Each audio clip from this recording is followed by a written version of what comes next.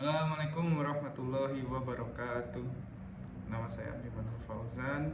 Dalam uh, mata kuliah Pendidikan Agama Islam ini, saya akan membawakan materi tentang Al-Quran dan As-Sunnah. Al-Quran dan As-Sunnah merupakan dua pusaka yang ditinggalkan oleh Nabi kita, yaitu Nabi Muhammad SAW, sebagai sumber ajaran Islam, termasuk di dalamnya sebagai sumber media dalam pembelajaran agama Islam. Media di sini diartikan sebagai alat dalam penyampaian ajaran-ajaran pendidikan Islam. Untuk mengetahui bagaimana pembelajaran agama Islam, perlu media yaitu Al-Quran dan As-Sunnah. Karena keduanya yang menjembatani untuk mengetahui pembelajaran Islam untuk lebih dalam lagi. Untuk kedudukan Al-Quran berada di urutan pertama sebelum As-Sunnah, baik dalam kaitannya sebagai sumber ajaran agama maupun sebagai sumber media dalam pembelajaran agama Islam. Al-Quran diturunkan oleh Allah Subhanahu wa Ta'ala adalah untuk menjadi pegangan bagi mereka yang ingin mencapai kebahagiaan dunia dan akhirat. Tidak hanya diturunkan untuk satu umat atau untuk satu abad, tetapi untuk seluruh umat manusia dan untuk sepanjang masa. Karena itu, luas ajaran-ajarannya adalah sama dengan luasnya manusia.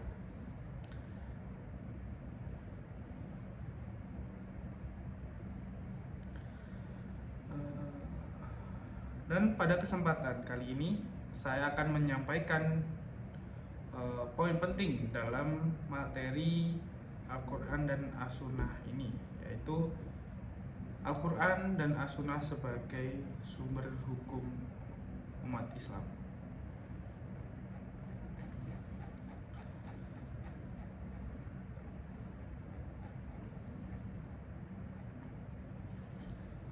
Al-Quran dan As-Sunnah sebagai sumber hukum.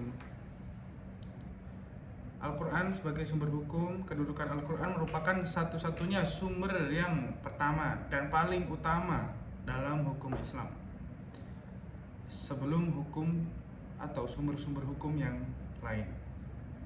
Sebab Al-Quran merupakan undang-undang dasar tertinggi bagi umat Islam, sehingga semua hukum dan sumber hukum tidak boleh bertentangan dengan Al-Quran. Kebanyakan hukum yang berada di Al-Quran bersifat umum atau kulli, tidak membicarakan soal-soal yang kecil atau juz'i. Artinya tidak satu persatu suatu masalah dibicarakan, karena Al-Quran memerlukan penjelasan lebih lanjut, dan As-Sunnah merupakan pembahasan utama bagi Al-Quran. Sedangkan Al-Quran hanya memuat pokok-pokok yang meliputi semua persoalan yang berhubungan dengan urusan dunia dan akhirat. Hukum mengenai sholat, zakat, jihad, dan urusan-urusan ibadah lainnya.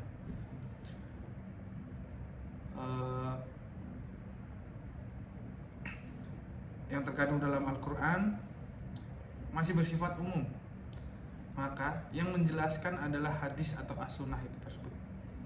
Demikian pula untuk urusan muamalah seperti pernikahan, kisos, hudud, dan lain-lain.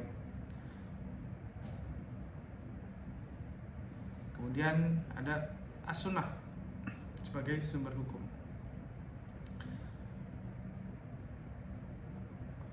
Para ulama ahli usul fikih menjadikan hadis untuk menentukan hukum Islam setelah tidak ditemukan keterangan dalam Al-Quran. Oleh karena itu, para ulama sepakat menempatkan hadis sebagai sumber pokok ajaran setelah Al-Quran. Kemudian ditetapkan hadis sebagai sumber hukum Islam yang kedua, didasarkan oleh firman Allah Subhanahu wa Ta'ala sebagai berikut. Yaitu ada firman Allah di surat Al-Hasyr ayat 7.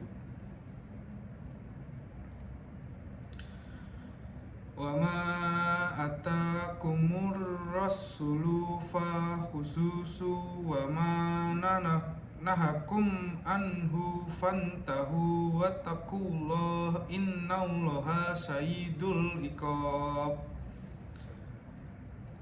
yang artinya, dan apa yang diberikan Rasul kepadamu maka terimalah, dan apa yang dilarangnya bagimu maka tinggalkanlah, dan bertakwalah kepada Allah, sesungguhnya Allah amat keras hukumannya. Berdasarkan dalil di atas, para ulama bersepakat untuk menetapkan hadis dan as-sunnah sebagai sumber hukum dalam ajaran Islam berdasarkan kejadian-kejadian yang dapat ditelusuri sumber dan sejarahnya para sahabat yang berusaha sekuat kemampuannya untuk tidak melakukan di luar yang dicontohkan atau ditetapkan oleh Nabi Muhammad SAW. Sehingga dari rujukan itu, para ulama berkesimpulan untuk mengikuti informasi sejarah menyangkut peristiwa-peristiwa yang terjadi. Di antaranya peristiwa pertama yaitu ketika Abu Bakar dibaiat menjadi khalifah. Ia pernah berkata, "Saya tidak meninggalkan sedikit pun suatu yang diamalkan atau dilaksanakan oleh Rasulullah SAW. Sesungguhnya saya takut tersesat bila meninggalkan perintahnya." Dan peristiwa kedua yaitu saat Umar berada di depan Hajar Aswad, ia berkata, "Saya tahu bahwa engkau adalah batu. Seandainya saya tidak melihat Rasulullah menciummu, saya tidak akan menciummu."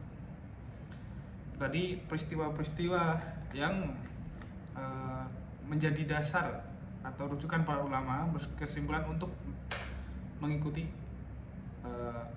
apa yang dilakukan oleh Rasulullah sebagai as-sunnah atau hukum Islam yang ditetapkan. Insya Allah mungkin cukup saja dari saya untuk penyampaian materi tentang as-sunnah dan Al-Quran. Untuk kurang lebihnya saya mohon maaf apabila ada salah kata yang kurang berkenan. Saya meminta maaf sebesar-besarnya. Assalamualaikum warahmatullahi wabarakatuh.